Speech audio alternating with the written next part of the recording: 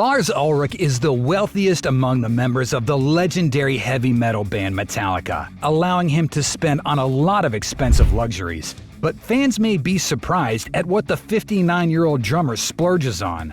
Lars's net worth is estimated to be around $350 million, just $50 million more than his best friend and Metallica bandmate James Hetfield. But unlike James, who owns a lot of expensive assets such as guitars, real estate, and most notably a vast collection of cars, Lars doesn't spend his millions on many things. However, for Lars, it's not about the quantity, but the quality. And whenever the drummer spends on something, it usually packs massive value and is typically very costly. Many of Lars's most notable purchases are probably things that fans wouldn't expect, and what purists would most likely say isn't metal. But hey, the man earned his money and can spend it whichever way he likes. Keep watching as we uncover some of Lars Ulrich's most outrageously expensive possessions.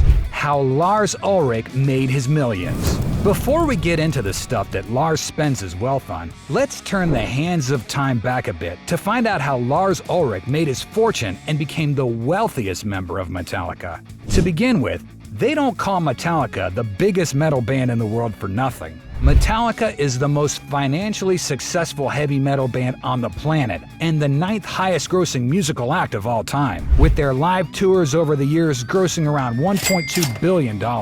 They've sold 125 million albums all over the world throughout their career, with their best-selling album being 1991's The Black Album, which has sold 16 million copies worldwide. But it took years before the band was able to achieve such financial success. Lars co-founded the band with James Hetfield in 1981, and 2 years later, the band released their debut album, Kill 'Em All. The record was a hit within the heavy metal underground and was responsible for ushering in the thrash metal movement of the 80s. Many praised Metallica as the next big thing in heavy metal, but for all the acclaim the band received, they weren't recognized in the mainstream, at least not yet. It wasn't until 1986, when Metallica released the landmark album Master of Puppets, that they first tasted commercial success. They continued their momentum with their next album, 1988's And Justice for All, which cracked the top 10 of the Billboard 200 and sold 1.7 million copies in the US at the end of that year. The album also garnered Metallica their first ever Grammy nomination, and in 1990, the single One from the album earned the band their first Grammy Award.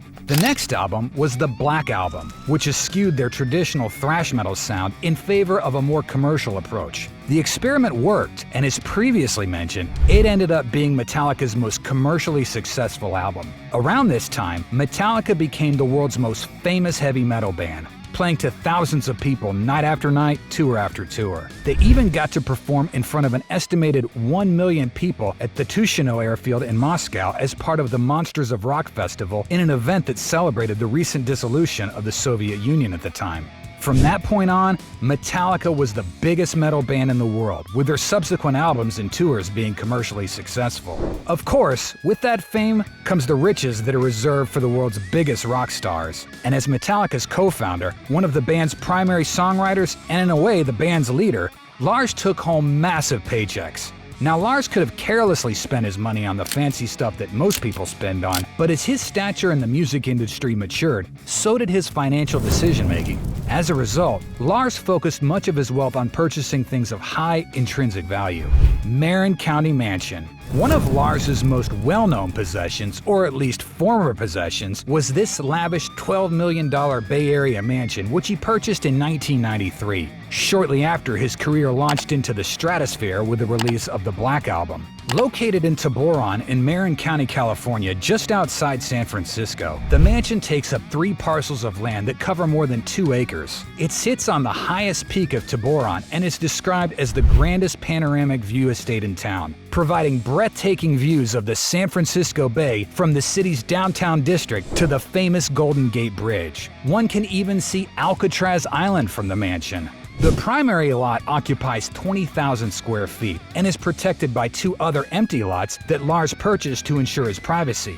Among the estate's many features are 6 bedrooms, 6 bathrooms, 5 fireplaces, a lounge and dining area, With large floor-to-ceiling walls that provide sweeping views of San Francisco's skyline, a pool and deck at the back overlooking Tiburon's Marina and the San Francisco Bay, a library, and as with every musician's home, a recording studio. Lars's Bay Area mansion is truly a home fit for the biggest rock stars, including the founder of heavy metal's most successful band. But the drummer didn't stop there. Apparently, he also owns around 140 acres of undeveloped land in the mountaintops of Marin County, which he has since sold for $39 million.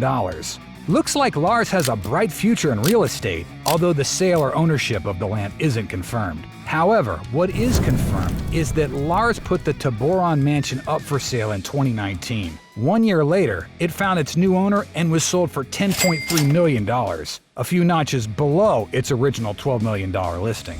Art collection. But perhaps Lars's most prized possessions are found in his extensive art collection. Over the years, Lars has developed a taste for fine art thanks to his frequent visits to the museums of the places Metallica visits. Touring the world gave him the opportunity to discover the works of some of the world's finest artists, and the money he made from those tours allowed him to acquire many of these paintings for his collection. A spokesperson for the band revealed that the drummer is quite an intense collector, sometimes even making time to fly out to places like London to visit art auctions and see what he can add to his collection. In May of 2002, Lars took part in an art auction at Christie's, a prestigious auction house headquartered in London with a location at Rockefeller Center in New York City. The drummer was able to sell 5 expensive pieces from his art collection that day, including a 1982 painting by Jean-Michel Basquiat called Prophet One, which sold for $5 million. It set the record for the highest successful bid for a Basquiat painting after his other work, Self-Portrait, was purchased for $3.3 million in November of 1998. Overall, Lars's 5 sold paintings earned him a staggering total of $13.4 million. It was reported at the time that Lars was selling many pieces in his collection to fund a new home he was building for his family on a 200-acre mountain lot close to San Francisco. Footage of Lars's auction at Christie's was captured on film and included in the 2004 Metallica documentary, Some Kind of Monster. James Hetfield and lead guitarist Kirk Hammett reportedly disapproved of its inclusion in the documentary, saying it was an embarrassment for the band. The two wanted the footage cut from the documentary, but Lars defended its inclusion, stating that his passion for art is an important part of his personality and thus needed to be shown in the documentary. Years later, in 2008, Lars sold another Basquiat painting in his collection called Untitled Boxer through Christie's. The painting's estimated value was between $12 and $16 million.